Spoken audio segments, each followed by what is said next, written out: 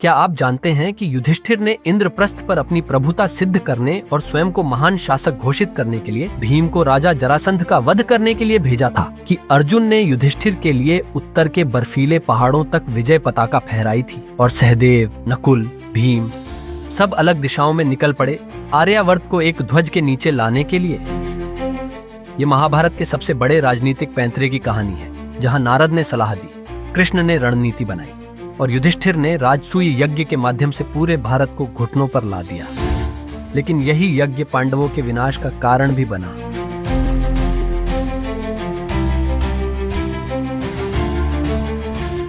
जब पांडवों ने इंद्रप्रस्थ में अपनी राजधानी स्थापित की तो युधिष्ठिर को राजा घोषित किया गया।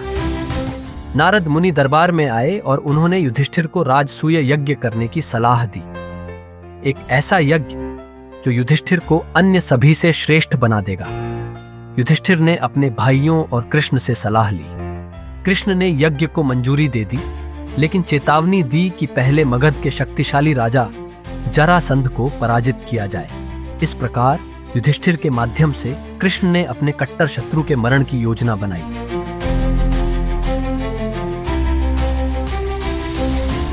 अपनी राजधानी गिरिव्रज में जरासंध ने 86 राजाओं को बलि के लिए बंदी बना रखा था। कृष्ण, भीम और अर्जुन ब्राह्मणों का वेश धारण करके मगध पहुंचे।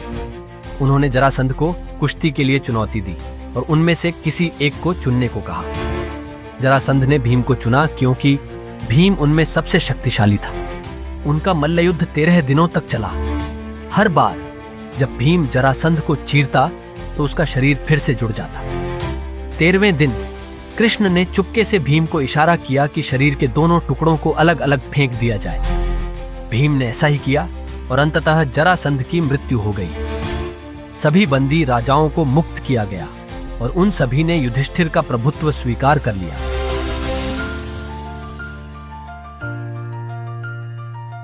अब जब जरासंध मारा गया तो राजसूय यज्ञ का रास्ता साफ हो गया। युधिष्ठिर ने अपने चारों भाइयों को आर्यावर्त के सभी राज्यों से कर संधि और समर्पण इकट्ठा करने के लिए चारों दिशाओं में भेजा और कृष्ण के आशीर्वाद से चारों भाई आर्यव्रत पर विजय पाने के लिए निकल पड़े।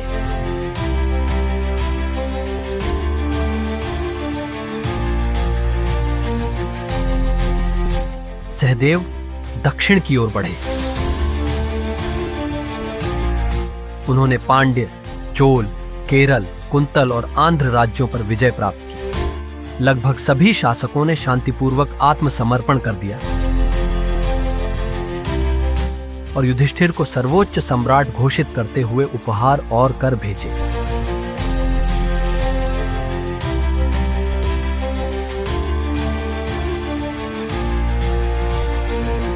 नकुल पश्चिम की ओर बढ़े। उन्होंने मारवाड़ के शासकों सौवीर और अंबष्ट को पराजित किया।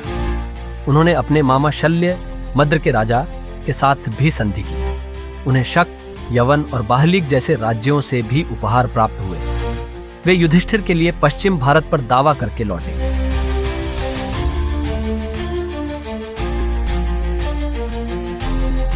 अर्जुन उत्तर की ओर बढ़े।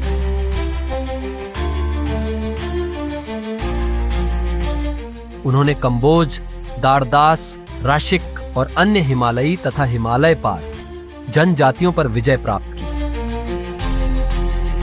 अर्जुन उत्तर कुरु पहुंचे और उपहार तथा युधिष्ठिर का सम्मान लेकर लौटे।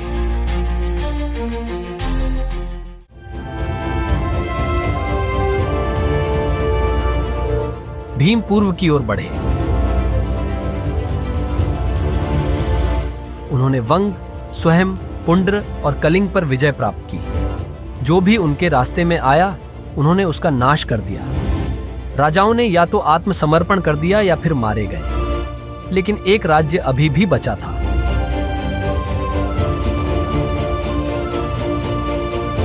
जब भीम अंग राज्य पहुंचे तो अंग के राजा और दुर्योधन के मित्र कर्ण उनकी प्रतीक्षा कर रहे थे। भीम ने कर्ण को आत्मसमर्पण करने की चेतावनी दी, लेकिन कर्ण ने मना कर दिया। वे एक दूसरे से लड़े, उनकी सेनाएं देखती रहीं। युद्ध तीव्र और भीषण था। भीम ने बल और क्रोध से आक्रमण किया, जबकि कर्ण ने रणनीति और कौशल से जवाब दिया। लेकिन इस बार बल ने प्रतिभा पर विजय प्राप्त की। एक भीषण युद्ध के बाद कर्ण ने आत्मसमर्पण कर दिया। कर्ण ने भीम से किए गए वादे के अनुसार युधिष्ठिर को श्रद्धांजलि भेजी। भीम विजयी होकर युधिष्ठिर के पास लौटे, पूरा पूर्व जीतकर।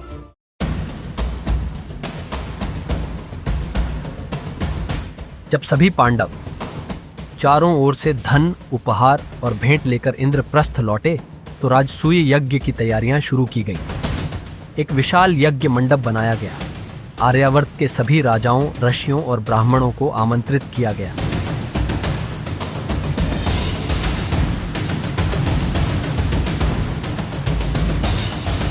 योग्य आचार्यों द्वारा पूरे विधि विधान से यज्ञ संपन्न कराया गया। अंततः युधिष्ठिर का चक्रवर्ती सम्राट के रूप में अभिषेक किया गया।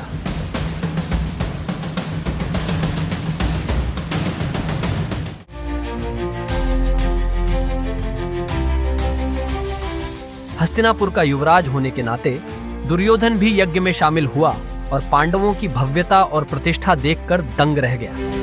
इंद्रप्रस्थ के महल माया सभा में वह एक अदृश्य कुंड में गिर गया। द्रौपदी दुर्योधन पर हंसना बंद नहीं कर सकी। दुर्योधन न केवल अपमानित हुआ बल्कि क्रोधित और ईर्ष्यालु भी हो गया और लौटकर उसने बदला लेने की योजना बनाई। उस योजना का परिणाम एक जुए के खेल में हुआ। पासों का एक खेल जिसने पांडवों से इंद्रप्रस्थ छीन लिया और कुरुक्षेत्र युद्ध की शुरुआत का संकेत दिया।